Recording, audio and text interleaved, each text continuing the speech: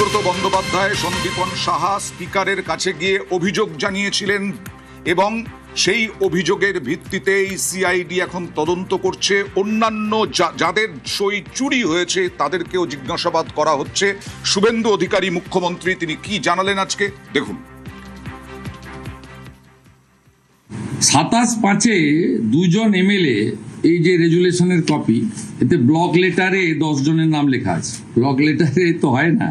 মাননীয় ঋতব্রত বন্দ্যোপাধ্যায় এবং সন্দীপন সাহা অভিযোগ করেন, the complaint alleges that the resolution dated 6/5/2026 was manufactured and fabricated. টিএমসির দুজন এমএলএর অভিযোগের ভিত্তিতে স্পিকারের নির্দেশে প্রিন্সিপাল সেক্রেটারি হেয়ার স্ট্রিট থানায় একটি এফআইআর করে।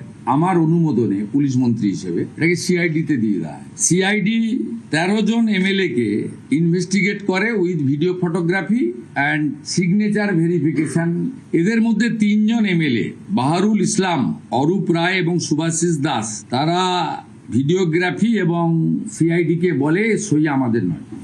এদের যে হেরে যাওয়ার পরে চুরির অভ্যাস কাটেনি, যে স্ট্যাম্প ভেটারান চোর এরা, তারা কেন ফাঁসবেন? মালের দায়িত্ব আরোহীর।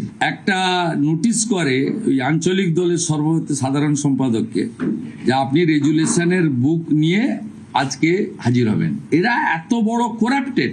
ভারতীয় ন্যায় সংহিতাতে ফোরজারিতে যা যা আছে অ্যাকশন আমরা নেব। মনে হতে পারে প্রতিহিংসা নিচ্ছেন, কিন্তু প্রতিহিংসা আমরা নিতে চাই না, কারণ উঠে গেছে পার্টিটাতে। এই সরকার, যে সরকার আইনের শাসন প্রতিষ্ঠা করেছে, শাসকের আইন নয়, সেখানে আপনাদের কেউ যারা এই অবৈধ কাজ করেছেন, সই চুরি করেছেন, ছাড় পাবেন না। এটা খুব স্পষ্টভাবে আমি আপনাদেরকে জানিয়ে দিয়েছি। সব চোরেদের পাঠশালা কালীঘাটের টালির চালা।